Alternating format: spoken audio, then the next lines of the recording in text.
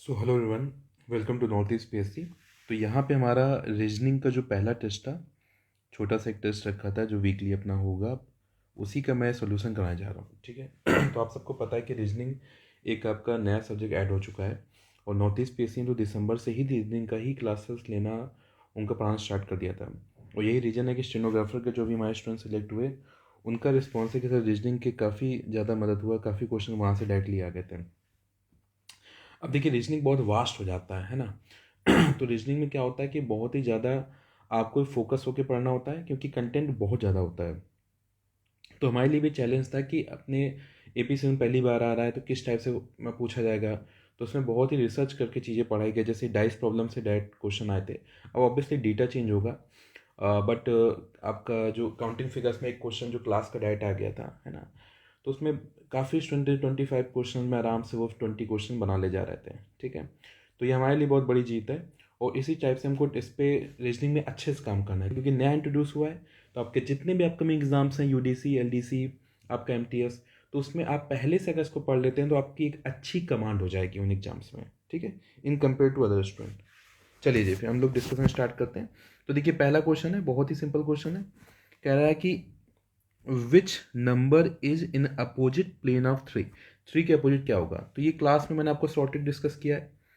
कह रहा है थ्री के अपोजिट क्या होगा, तो ये आपका टू कॉमन वाला क्वेश्चन है। यहाँ पे देखिए एक ये नंबर टू कॉमन है, एक नंबर फाइव कॉमन है। जब भी आपके दो डाइस में आपका दो डाइस का दो सरफेस गिवन दिया है, दो नंबर कॉमन हो जाते हैं, तो जो नंबर बच जाता है वो एक दूसरे का अपोजिट हो जाता है।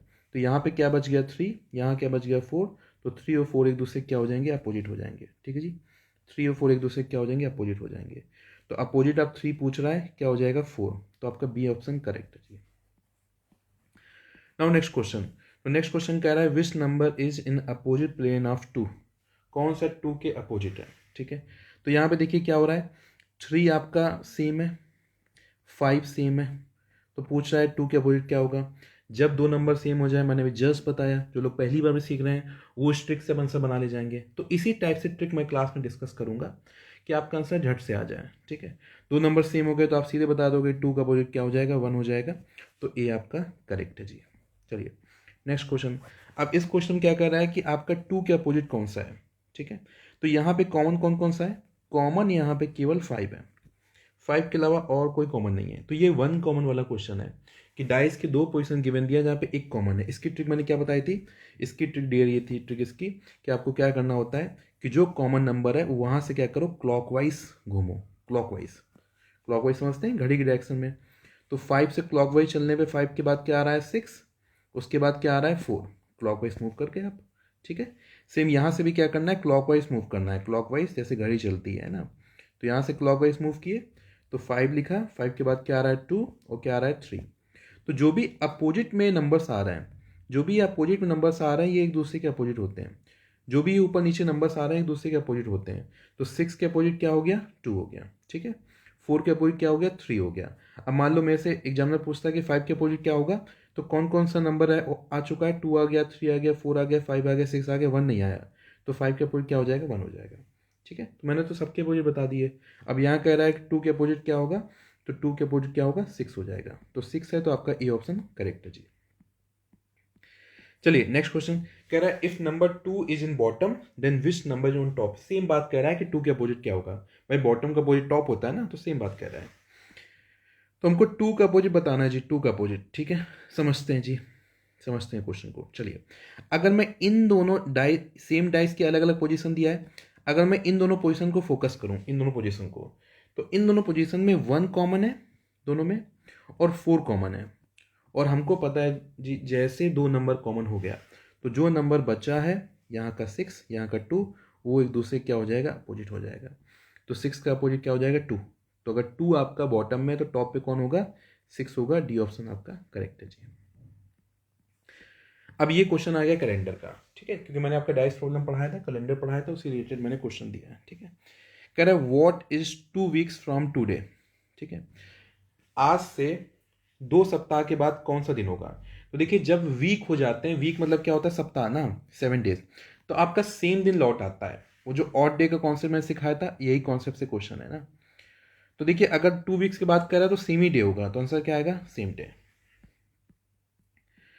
अब ये लीप ईयर में कितने 100 ईयर्स में कितने लीप ईयर होंगे, ये क्वेश्चन मैंने क्लास में कराया था 100 ईयर्स में, और ये कॉम्पिटिटिव एग्जाम का बहुत ही फेवरेट क्वेश्चन है कि 100 ईयर्स में कितने लीप ईयर होंगे। तो इसके निकालने का तरीका मैं कैसे कहा था कि लीप ईयर हर 4 साल में आता है, तो आप सीधे 4 से 100 को डिवाइड करेंगे, 100 डिवाइड बाई 4 करेंगे, कितना हो जाएगा 25। तो आप आंसर क्या कर देंगे 25 आपका लीप ईयर होगा, और एग्जामिनर इसको गलत कर देगा और नंबर कितना मिल जाएगा 0। ठीक है, तो 100 ईयर्स में कितने लीप ईयर होते हैं, तो 25 नहीं बोलेंगे। ठीक है, 25 नहीं होता है, क्यों, क्योंकि जो 100 ईयर्स है ये लीप ईयर नहीं है। ठीक है, तो जो 100 क्या हो गया सेंचुरी ईयर, जैसे 100, 200, 300, 400, ठीक है, 1500, तो जो भी 100 के मल्टीपल्स होते हैं क्या होते हैं सेंचुरी ईयर। तो जब भी सेंचुरी ईयर आएगा तो 4 से डिवाइड नहीं चेक करते हैं, 400 से डिवाइड चेक करते हैं। तो क्या 100 और 400 का डिवाइड जाएगा, आंसर है नो। ठीक है, तो जो 100 ईयर्स होगा वो आपका लीप ईयर नहीं होगा, तो 25 में एक माइनस करेंगे, 24 आपका आंसर होगा, 24 आपका आंसर हो जाएगा। Now next question. अब ये क्वेश्चन आराम से सॉल्व करना पड़ेगा, लंबा क्वेश्चन है, क्लास में डिस्कस किया था कि 18 फरवरी 2016 को कौन सा दिन होगा, ये हमको फिगर आउट करना है। ठीक है, तो सबसे पहले तो आप 2016 को ऐसे 2016 का तो उसी साल चल रहा है तो उसको अलग कर दो। तो पहले 2000 ईयर्स को अलग करो, ठीक है 2000 ईयर्स, फिर 15 ईयर्स को अलग करो क्योंकि 2000 से 2015 बीच में 15 ईयर्स होंगे, और 2016 चल रहा है तो इसके बारे में अलग बात करेंगे। ठीक है, क्योंकि ये रनिंग है ना तो इसमें केवल मंथ वाइज बात करेंगे। तो आपको पता है कि 400 ईयर्स में जो आपके ऑड डे होते हैं कितने होते हैं 0, और 2400 के मल्टीपल्स है तो इसमें ऑड डे कितना हो जाएगा 0। तो इसकी कहानी तो हो गई खत्म। अब हमको 15 ईयर्स में निकालने कितने ऑड डे होंगे 15 ईयर्स में। ठीक है, तो इसका तरीका क्या होता है क्लास में कि 15 को 4 से डिवाइड करो। तो अगर मैं 4 से 15 को डिवाइड करता हूँ कितनी बार डिवाइड जाता है, 3 टाइम डिवाइड जाता है, क्योंकि 4 3 कितना हो गया 12। तो 3 ये हो गया, और जितना 15 लिखा है इसको नोट डाउन कर दो। तो 15 प्लस 3 कितना हो गया 18। तो ये 18 ऑड डे हो गए। लेकिन ऑड डे तो हमेशा 7 से डिवाइड करके निकालते हैं ना, क्योंकि 7 का रिमाइंडर आता है। तो ये 18 ऑड डे नहीं बोलेंगे, 7 से आप डिवाइड करो 18 को, देखो क्या रिमाइंडर आ रहा है। तो 2 टाइम में 14 माइनस किया 4, तो रिमाइंडर कितना आ रहा है 4। तो ये 15 ईयर्स में कितना रिमाइंडर आ गया 4। 2000 में कितना है 0। ठीक है, और 15 कितना है 4। अब मैं बात करता हूँ 2016 की। तो देखो जनवरी खत्म हो गया और फरवरी चल रहा है। ठीक है, तो जनवरी में कितने दिन होते हैं 31 डेज होते हैं। तो 31 डेज में कितने ऑड डे होंगे, तो सिंपल सी बात है कि 7 से 31 को डिवाइड करो। ऑड डे क्या होता है, क्या बताया था क्लास में कि जो 7 से डिवाइड करने पे रिमाइंडर आता है वही ऑड डे होता है। तो जनवरी में ऑड डे कितने होगा 3, और फरवरी तो चल ही रहा है, कितना फरवरी है 18 फरवरी। तो 18 को आप 7 से डिवाइड करो कितना हो जाएगा, 2 टाइम में 14 माइनस क्या कितना आ रहा है 4। ठीक है, कितना आ रहा है 4। तो ये फरवरी में कितने ऑड डे हो गए 4। अब टोटल ऑड डे काउंट कर लो कितने ऑड डे हो गए। तो 4 + 3 7, और 7 + 4 कितना हो जाएगा 11। अब 11 तो लिख नहीं सकते, ऑड डे हमेशा क्या होता है 7 से डिवाइड करके। तो 11 को 7 से डिवाइड किया, 1 टाइम में 7 माइनस किया 4।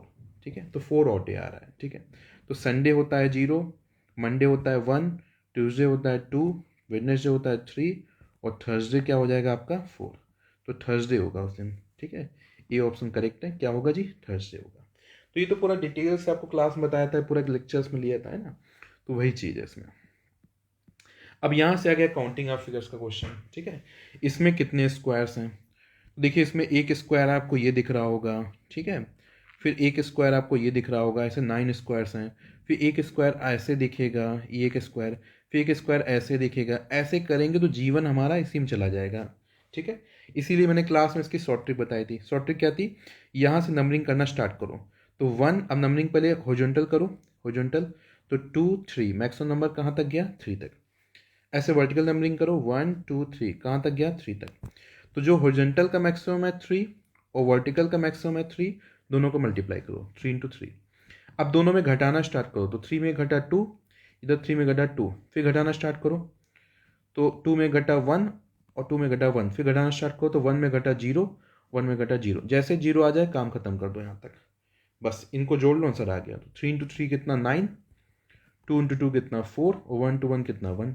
तो 9 + 1 10 + 4 14, तो टोटल स्क्वायर कितने होंगे 14। शॉर्ट ट्रिक से झट से आपका आंसर आ गया जी, शॉर्ट ट्रिक से आंसर कितना आ गया 14 टोटल स्क्वायर होंगे।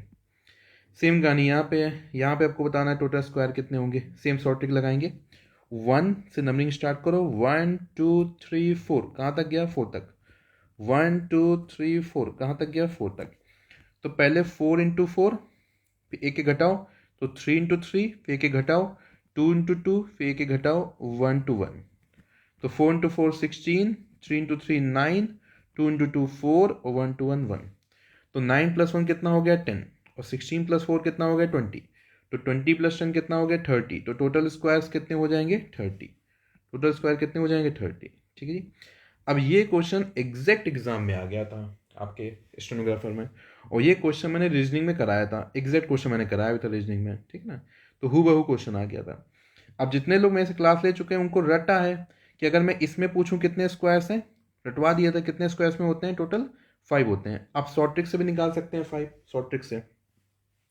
तो इसको ऐसा सेपरेट कर दो कि पहले बड़े वाले स्क्वायर पे फोकस करो, ये बड़ा वाला स्क्वायर है, इसको फोकस करो। तो इसमें कितने होंगे? ये देखो, ये फोकस करो जहाँ पे रेड मैंने मार्क किया, कितने स्क्वायर्स होंगे? 5 प्लस। अब इस छोटे वाले में फोकस करो, इसको दूसरे कलर से करते हैं जी, इसको दूसरे कलर से करते हैं। अभी छोटे वाले में फोकस करो, छोटे वाले जिसको मैं मार्क कर रहा हूँ, यहाँ पे फोकस करिए। तो इसमें कितने स्क्वायर्स हैं? यहाँ फोकस करिए, तो इसमें कितने स्क्वायर्स हैं? 5। ठीक है, चलिए अब ये अंदर वाला जो है इसमें फोकस करिए, अंदर वाले में फोकस करिए, इसमें कितने स्क्वायर्स हैं? 5। तो 5 प्लस 5 प्लस 5 कितना हो गया? 15। तो 15 स्क्वायर्स होंगे। सी ऑप्शन आपका करेक्ट है। ठीक है, ये डायरेक्ट आंसर आपका, ये क्वेश्चन सीधा आ गया था। ठीक है, तो यहीं तक आपका डिस्कशन था। तो ऐसे रीजनिंग जो नया सब्जेक्ट ऐड हुआ है, आप जितनी जल्दी रीजनिंग कमांड कर लीजिए उतना आपके लिए बेहतर है। ठीक है, आपके जितने भी एग्जाम्स हैं, यूडीसी, एलडीसी, एमटी, सब में ये काम आएगा। ठीक है, तो आज क्लास यहीं तक। Thank you so much for your time. Thank you all of you.